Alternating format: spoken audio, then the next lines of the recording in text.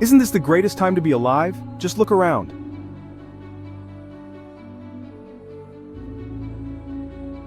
Our modern world is filled with endless possibilities. Unlike our grandparents who were told to pray, have kids, work in factories, and remain silent, we have the freedom to pursue any dream we desire. We can become CEOs, entrepreneurs, innovators, YouTube personalities, Instagram influencers, anything. Just put in the hard work, live on a tight budget for a few years, and you'll succeed. It's that simple for everyone, right?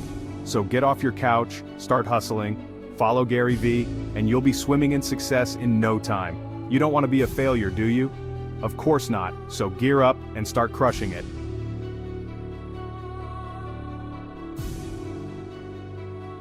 But is it truly that straightforward? Beneath this shiny surface of limitless opportunities lies a darker side.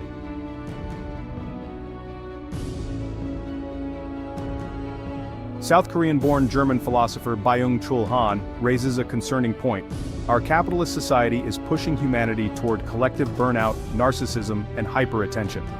His book, The Burnout Society, explores how today's achievement culture is leaving us more fatigued and disconnected than ever before. In this video, we'll delve into Han's cautionary message to the world.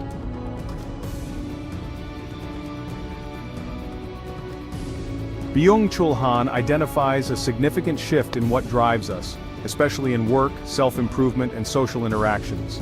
In the past, external controls such as punishment and rigid rules dictated behavior. Now it's all about intrinsic motivation. It's no longer about obeying authority and serving the greater good. It's about leading our own lives to achieve, self-optimize, and excel. Han describes our transition from a disciplinary society to an achievement society. Philosopher Michel Foucault once portrayed a world of hospitals, psychiatric facilities, prisons, barracks, and factories. Today, these have been replaced with fitness centers, office buildings, airports, banks, and shopping malls. At first glance, it seems like a grim, authoritarian society has transformed into a liberated one full of opportunities. But is it truly liberating?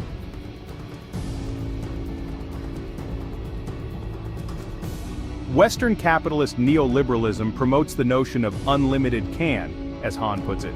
We can become the best versions of ourselves. Isn't it great to have all this freedom and opportunity? But the reality is more intricate. Our ancestors from the industrial age could only dream of today's opportunities, yet they never faced the pressure of keeping up with social media and consumerism, which can feel like a never-ending race. The insidious part of the achievement society is that while we believe we're free, we're not. Han argues that this society's confinements are so concealed and paradoxical that most people don't even realize they're trapped. Today's society is like a celebrated illusion of freedom and endless opportunities, which is, in reality, one of the most ingenious prisons ever created. The freedom we strive for is illusory.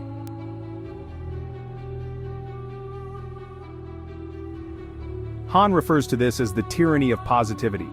The achievement society idolizes those overly motivated individuals who are always on. These people are exhausting to be around, and they disdain breaks and leisure unless it's disguised as productivity. We may appear to be free subjects, but the should aspect hasn't vanished. It has morphed into an imperative to achieve. The pressure to achieve leads to depression and burnout. We continuously apply pressure to ourselves, leading to unrealistic expectations and a profound sense of inadequacy. The exploiter is simultaneously the exploited. We are our own harshest masters, driving ourselves to exhaustion. Han's concept of the achievement subject is a modern animal labyrinth who exploits itself to exhaustion.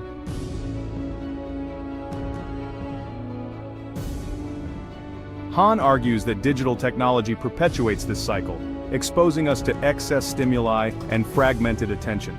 We've become multitaskers, proud of our ability to juggle multiple tasks, but this comes at the cost of creativity and deep contemplation.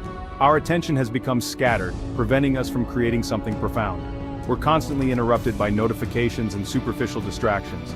This hyperattention isn't progress, it's a regression into animalistic behavior. Han contends that we've lost the ability to engage in deep reflection, a uniquely human skill, and this has led us back into the wilderness of survival, rather than the pursuit of a meaningful life.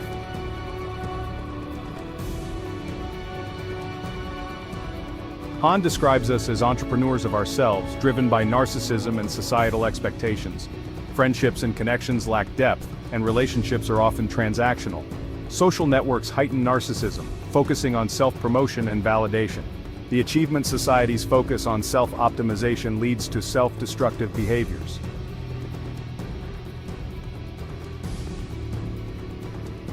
Han doesn't provide a self-help guide, but he suggests incorporating more negativity into our lives. Taking genuine breaks and shielding our minds from excess positivity can counterbalance our debilitating lifestyles. Han's concept of the contemplative life, or vita contemplativa, involves actively fending off intrusive stimuli to experience a state of being rather than doing.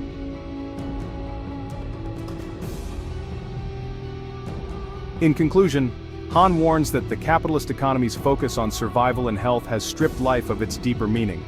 We've become obsessed with health and aesthetics, but this often leads to an empty way of living. Why strive so hard to survive in an achievement society when we're too exhausted to truly live?